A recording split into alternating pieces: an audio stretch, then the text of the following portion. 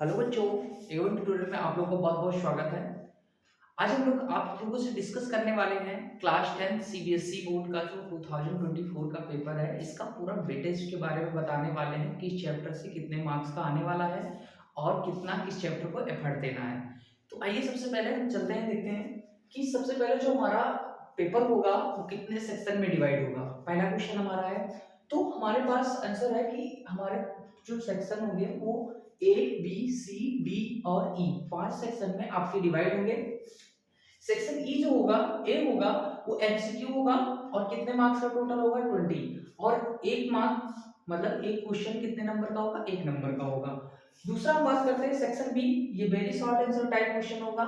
यहाँ पे भी हमारा एक क्वेश्चन क्या होगा, 2 नंबर का होगा और 5 क्वेश्चन होंगे तो 10 नंबर के आपके शॉर्ट आंसर टाइप हो गए। तीसरी बात करते हैं सेक्शन सी। सेक्शन सी में देखते हैं तो शॉर्ट आंसर क्वेश्चंस होंगे और एक क्वेश्चन जो हमारा होगा 3 मार्क्स का होगा और 6 क्वेश्चन होंगे तो टोटल 18 नंबर के हमारे ये होंगे। अब देखते हैं सेक्शन डी। सेक्शन डी में देखते हैं लॉन्ग आंसर टाइप क्वेश्चन होगा। कितने क्वेश्चन होंगे, 4 क्वेश्चन होंगे। एक क्वेश्चन आपका 5 नंबर का होगा। इस तरीके से आपके 20 मार्क्स के ये होंगे। यहाँ पे देखते हैं सेक्शन ई। सेक्शन ई में केस बेस्ड स्टडी होता है। केस बेस्ड स्टडी आपके कितने होंगे, 3 क्वेश्चंस करने होंगे। 3 क्वेश्चन करने होंगे जिसमें एक क्वेश्चन का आपको 4 नंबर मिलेगा। इस तरीके से आपको 12 मार्क्स का क्वेश्चन मतलब ये हो गया। इस तरीके से आपका 5 सेक्शन को हमने डिस्कस कर लिया। अब आगे बढ़ते हैं।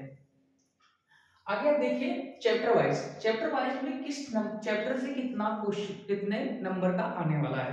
तो यहाँ पे देखते हैं नंबर सिस्टम में, देखते हैं रियल नंबर से आपके 6 नंबर के आने वाले हैं।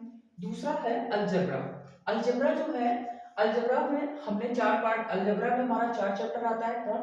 Polynomial, pair of linear equation, two variable, quadratic equation and arithmetic progression. ये आपका टोटल 20 मार्क्स का हो जाएगा।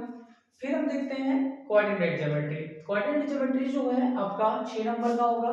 फिर आपका ज्योमेट्री जो है, ज्योमेट्री में हमारे 2 चैप्टर आते हैं, ट्रायंगल और सर्कल। ट्रायंगल जो है हमारा, ट्रायंगल और सर्कल इन दोनों को मिला के हमारा 15 नंबर का आएगा, जिसमें से इन दोनों में से एक केस बेस्ड स्टडी में जरूर आएगा और एक लॉन्ग आंसर टाइप क्वेश्चन में जरूर आता है।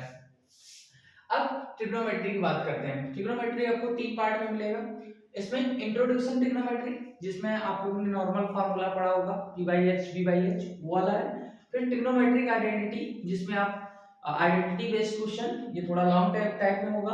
और height and distance, height and distance से आपका एक केस बेस्ड स्टडी बनने के चांसेस ज्यादा रहते हैं। तो इस तरीके से 12 नंबर का आपका ये हो गया। अब बात करते हैं मेंसुरेशन। मेंसुरेशन में 2 पार्ट में है, एरिया रिलेटेड टू सर्कल और सरफेस एरिया वैल्यू। इससे आपके 10 नंबर के आने वाले हैं। और हम देखते हैं स्टैटिक प्रोबेबिलिटी में जो है हमारा ये टोटल 11 नंबर का। तो इस तरीके से हम लोगों ने देखा कि टोटल हमारा किस चैप्टर से कितना वेटेज है, कितना किस चैप्टर को एफर्ट देना है। अब आइए आगे देखते हैं।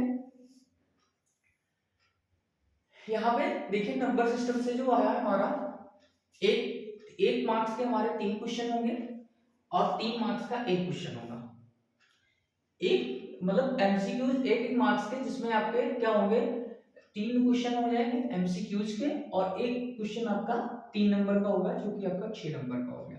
दूसरा आप देखिए पॉलिनोमियल से एक आपका आएगा एमसीक्यूज में और एक 3 नंबर का क्वेश्चन, 4 नंबर का आपका पॉलिनोमियल हो गया। अलजेब्रा देखते हैं, मतलब यहाँ पे पेयर ऑफ लीनियर इक्वेशन में एक एमसीक्यूज हो गया, एक 2 नंबर का हो गया और एक 3 नंबर का हो गया। इस तरीके से 6 नंबर आपका आ गया पेयर ऑफ लीनियर इक्वेशन से। आगे बात करते हैं क्वाड्रेटिक इक्वेशन।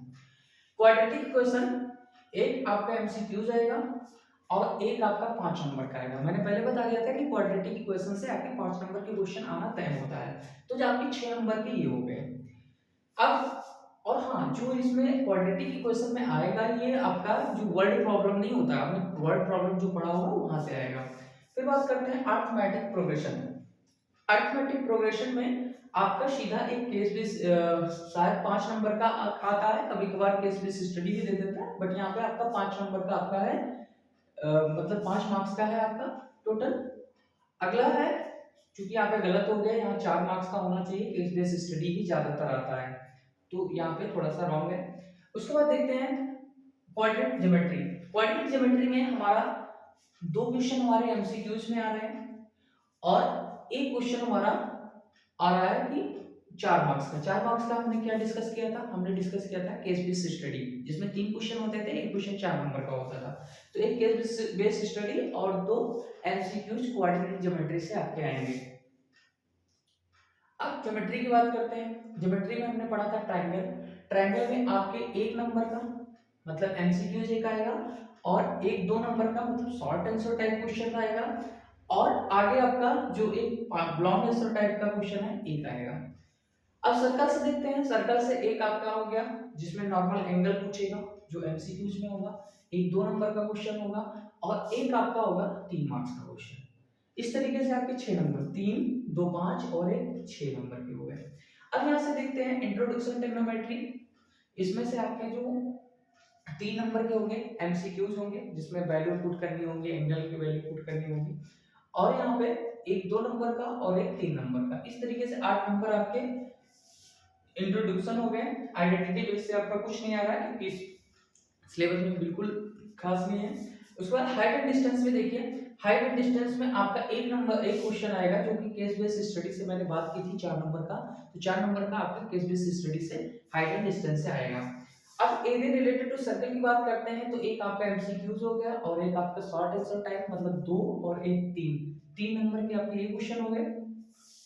फिर सरफेस एरिया वॉल्यूम से देखिए तो आपके 2 एमसीक्यूज हो गए और एक 5 नंबर का क्वेश्चन। 7 नंबर का ये हो गया क्योंकि मैंने दोनों का मेंसुरेशन को बताया था 10 नंबर का।